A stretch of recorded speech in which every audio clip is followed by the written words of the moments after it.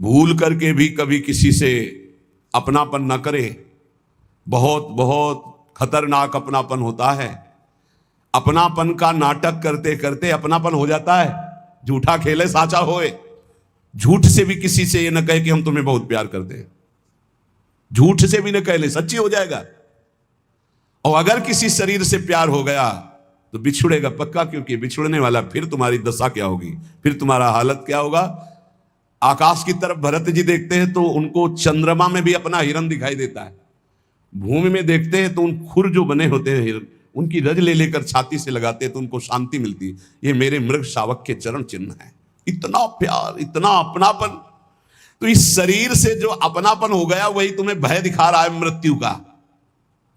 अभी कल ही परसों एक प्रश्नकर्ता ने प्रश्न किया था, सब है सब, लेकिन एक भय है कि मरना है, अब उससे कैसे बचे।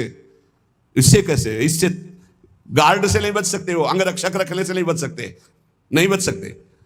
अगर मृत्यु का संयोग अंगरक्षक से है तो तुम्हारा अंगरक्षक ही तुम्हें सूट कर देगा। अगर मृत्यु का संयोग है अंगरक्षक से तो जो तुम्हारा हर समय बॉडी गार्ड है ना, वही तुम्हें भूंज देगा। मृत्यु उसी के हाथ से मरवा देगी तुम्हें। और इतना प्रिय शरीर है कि मृत्यु की बात सुनते ही एक बार जैसे बिजली का करंट नहीं लगता, ऐसे मरना, अरे होश खराब हो जाते। देखो थोड़ी देर सोच के कि आज मरना है, कैसा लगेगा। बोले मरने से सब जगह मेरो मन आनंद। ओठ सूख जाएंगे, ओठ सूख जाएंगे कि तुम 5 दिन में मरने वाले हो, तुम्हारे ऐसा रोग है, ओठ सूख जाएंगे। हाँ, उसी के लिए सूखेंगे जो पहले से मरा हुआ है। जीवित मर जाए उलटी आप में समाये है दिलगिरी है। अपने इष्ट के लिए जिसने प्राणों को समर्पित कर दिया, अब उसको डर नहीं।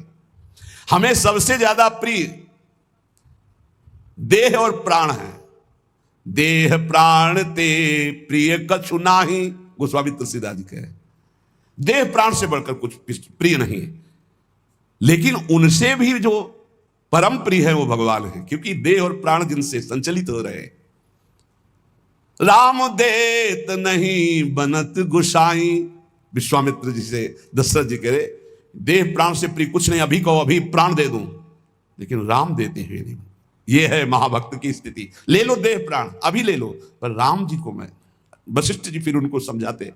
यहां कह रहे जैसे कहा जाता है कि हमसे भजन नहीं होता। क्यों? शरीर का भजन करते हो कभी, लेकिन कभी भूलते भी नहीं हो, क्योंकि शरीर सबसे प्यारा। इसके बाद ये हाथ में कैंसर हो गया, इतना काट दिया जाए तो तुम्हारे प्राण बच जाएंगे, तो देह से भी अधिक प्रिय प्राण, तो हम इतना हाथ कटवा देंगे, इतना पैर कटवा देंगे। और प्राण से भी प्रिय आत्मा। जब आत्मग्लानि इतनी प्रकट हो जाती है किसी बात पर, तो अपने प्राणों का भी मोह छोड़ देता है और अपने शरीर और प्राणों का मोह छोड़कर वो मृत्यु का वरण करना चाहता है। और जो सब आत्माओं की आत्मा है वो प्रभु है।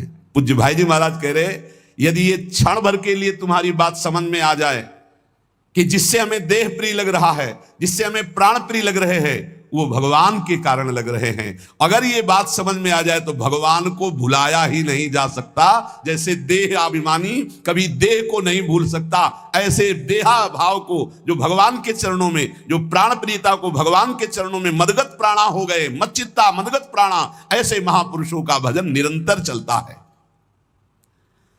ये जो कहा जाता है कि 1 घंटे सुबह 1 घंटे शाम भजन कर लिया करो, ये प्राथमिक कक्षा के विद्यार्थियों को कहा गया है, अध्यात्म के विद्यार्थियों को।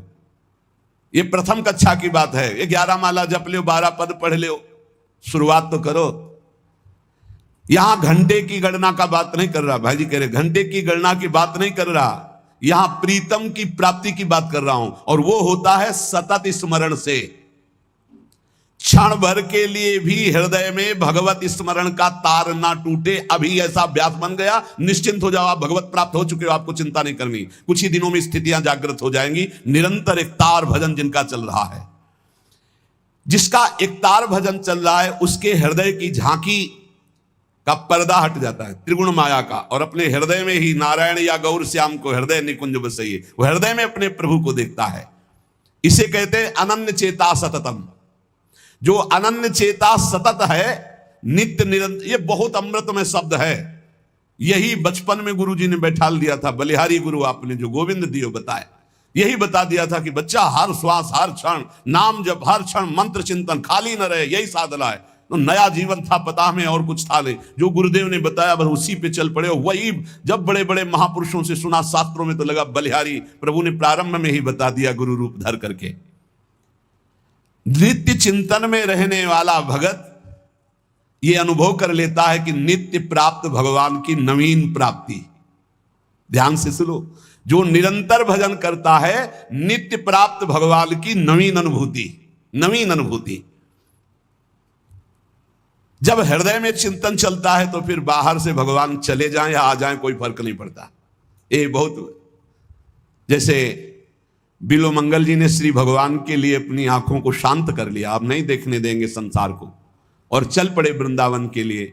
तो जो पूर्वाभ्यासी जिनके नेत्र नहीं होते वो तो चल सकते, लेकिन तत्काल जो नेत्र फोड़े थे तो मार्ग में चले तो एक लठिया ले ली थी। अभ्यास ना होने के कारण मार्ग से हट करके एक कुआं था, उस कुएं में गिर गए। अब जिसका कोई नहीं है उसके तो नंदनंदन है, पुकारा हे देव हे कृष्ण अब आप ही मेरे हो। भगवान की आवाज गंभीर मेघ के समान, बाबा ये लाठी ऊपर उठाओ, ऐसे, और खींच के बाहर कर दिया। उन्होंने विचार किया कि मेरी लाठी तो इतनी बड़ी नहीं थी, केवल लाठी पकड़कर इस 50 हाथ कुएं से नीचे निकाला जाए। इसका मतलब ये कर तुम अकर तुम अन्यथा कर तुम भगवान ही हैं। तो धीरे से लाठी के सहारे हाथ बढ़ाया, हाथ पकड़ा। जे ही हाथ पकड़ा तो ठाकुर जी ने झटक करके हाथ छुड़ाया, पर स्पर्श होते ही अपार आनंद। तब कहते हाथ छुड़ाए जात हो निबल जान के मोही, हृदय ते जब जाओगे तो सबल सराहू तोय। बूढ़ा हो गया हूं, निर्बल हूं, हाथ छुड़ाकर चले जा रहे हो, आप बलवान हो, नवकिशोर हो, जाओ, लेकिन हृदय से चले जाओ तो तुम्हें सबल और बहादुर जानू। हृदय से अब तुम्हें नहीं जाने देंगे, हर समय स्मृति के तार से हम तुम्हें बांध कर रखेंगे। तो भगवान ने हाथ पकड़कर वृंदावन लाए थे बिल्वमंगल जी को। भगवान की स्मृति भगवत प्राप्ति का वर्तमान में स्वरूप है। हर समय भगवत स्मरण चल रहा, आप भगवान में हैं। 1 घंटे 2 घंटे नियम वाला यहां प्रसंग नहीं कह रहे, इतनी संख्या पूरी करो, हम संख्या की बात नहीं कर रहे, हम गणना की बात नहीं कर रहे, हम भगवत प्रेम प्राप्ति की बात कर रहे हैं, जिसमें कोई गणना नहीं, कोई संख्या नहीं, पर हर श्वास हर सेकेंड नाम से जुड़ा हुआ होना चाहिए। ये खास बात है।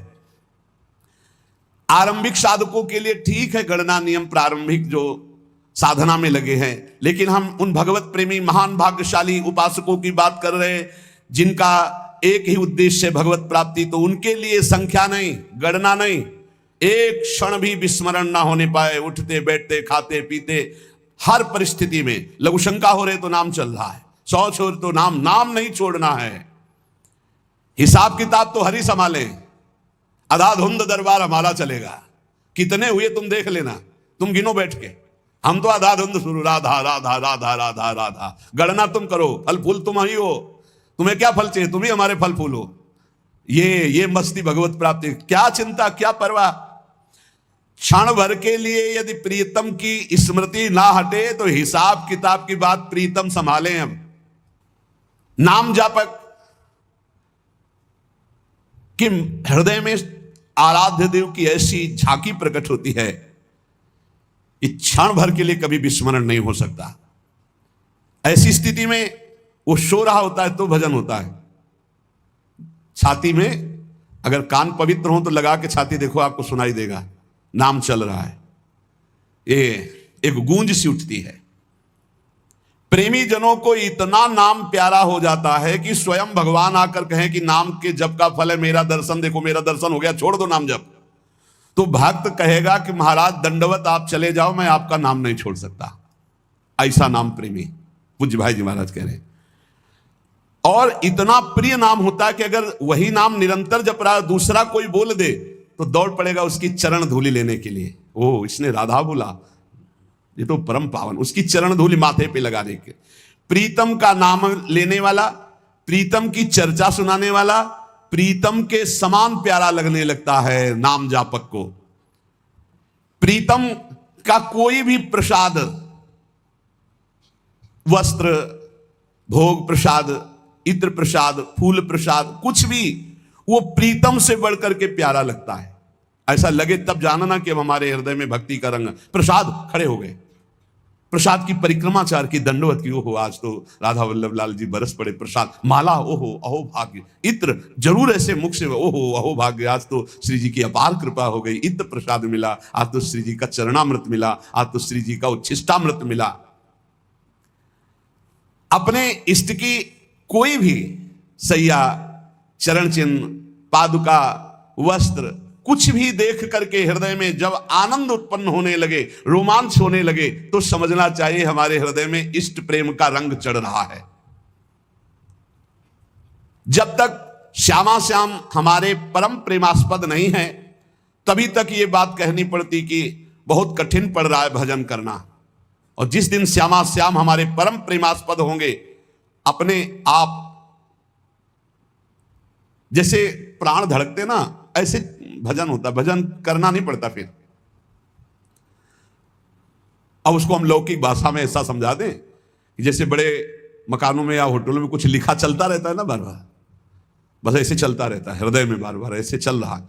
वो उसकी आंतरिक दृष्टि उसी में लगी हुई, बस न वो ठेलना, न कोई चेष्टा, न कोई माला, न कुछ, बस समझ ही नहीं सकते एकदम, वो चल रहा है।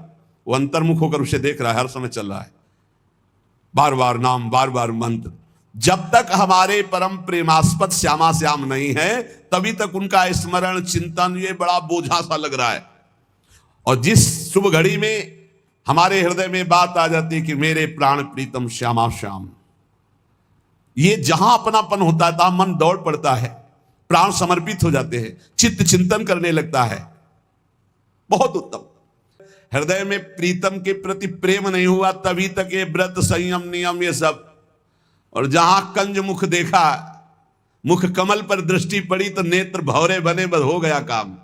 और ये तभी होगा जब आप निरंतर नाम जप करेंगे। नाम जप से रूप प्रकाशित होता है, विश्वास कर लो। देखी रूप नाम आधीना, नाम नहीं तो रूप का जो वास्तविक रूप प्रभु का, उसका दर्शन नहीं होता। और जब प्रीतम के आशा नहीं है, तो फिर सांसों को रोकिए, आसन बांध कर बैठिए, नहीं तो प्रीतम की आशा में जो डूबा है, चलते फिरते, उठते बैठते भाव समाधि में रहता है, हर समय भाव समाधि रहती है। नख से शिखा तक ब्रज युवती श्याममयी है, उसके हृदय में श्याम सुंदर, बाहर श्याम सुंदर। जोग तो तब करे जब वियोग हो, हर समय स्मृति के संयोग में अपने प्रीतम बने रहते हैं। योग कहते हैं अप्राप्त की प्राप्ति को, प्राप्त के अभाव को कहते हैं वियोग। यहां स्मृति में इतना तार जुड़ा हुआ है कि प्रभु एक क्षण के लिए भी कभी दूर नहीं होते।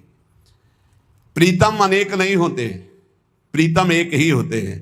और जब तक प्रीतम नहीं वरण हुआ, तब तक अनेक होते रहते हैं, अनेक भाव, अनेक उपासना, अनेक रंग। और जब प्रीतम, तो एक भरोसो, एक ही बल, एक ही आस, एक ही विश्वास, मात्र अपने इष्ट से। जगत में समस्त प्रियता, प्रियतर पदार्थ, ये सब प्रीतम को समर्पित हो जाते हैं, तो भजन करना नहीं पड़ता, स्वाभाविक भजन। बस साधना इसी बात की है, जगत में कोई व्यक्ति प्रिय न रह जाए, कोई पदार्थ प्रिय न रह जाए, कोई पद प्रिय न रह जाए। प्रीतम का प्रतिद्वंदी अगर एक भी वस्तु है, तो निरंतर भजन नहीं चलेगा, अंतर डाल देगा वो वस्तु को ही। एक महात्मा कई असरफियां किसी भक्त ने दी, तो गीता के बस्ता में बांध लिया। कह रहे प्रतिद्वंदिता नहीं बर्दाश्त है प्रभु को, प्रभु के प्यार में बंटवारा नहीं होना चाहिए, केवल श्री कृष्ण।